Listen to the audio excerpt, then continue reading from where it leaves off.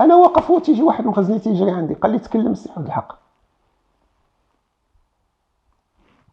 شكون ساعه مشيت جلست بسي عبد الحق المريني، ديك الساعه هو مدير البروتوكول. عبد الحق المريني الله يشافيه كان هو اللي تيعطينا الخبيرات، تيقول لنا مثلا راه في العشيه سيدنا غادي يستقبل وزير ما عرف انا الخارجيه ديال كذا كذا، راه غدا غادي يكون عندنا يعني تيخبرك بشي حويجه ومع ما تيقول لك ها شنو طرا وانت خارج الخبار ديالك. قال لي سي معنينو مبارك مسعود. الله، قلت له الله يجازيك بخير. قال لي سيدنا راه غادي يوشحك. قلت له بارك الله فيك، الله ينصر سيدنا. وداني وراني واحد التيكيت صفر بلاستيك ملصقينه في الارض، قال لي هنا غتوقف. قال لي نتوما 7، راه الاول هو مولاي عبد الله والسابع هو انت. غادي يعلقوا سيدنا واحد التعليقه مزيانه. وفرحت انا، قلت له بارك الله فيك السي عبد الحق عطيتيني هذا الخبر.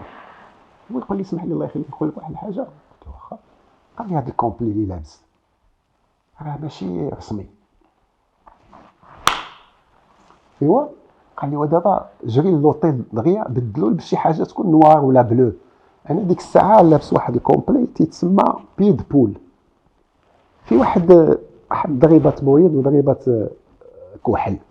ديك الساعه كان شويه هو زعما نقولوا الموضه بيد بول، ديك الساعه شي حاجه الموضه ديال الطبقه الوسطى ماشي الموضه ديال الاغنياء. عندك صحاب الناس عندها غني.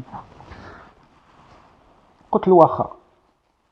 رجعت عند الرشيد قلت له شنو قال لي وانا غنخرج نمشي قال لي واياك تخرج. قال لي دابا شفت الطوموبيلات دابا والطرقان مقطوعين وداكشي، ما تمشي للوطيل وترجع خصك ساعتين. يجي يخرج يلقى فين هو، قرر مشى للوطيل، مشي هزك الماء مشيتي. واه كي غتفكر اش هو قال لي في الرشيد؟ قال لي عرفتي اش غدير فلاش؟ غنتبادل انا وياك الكوستيم.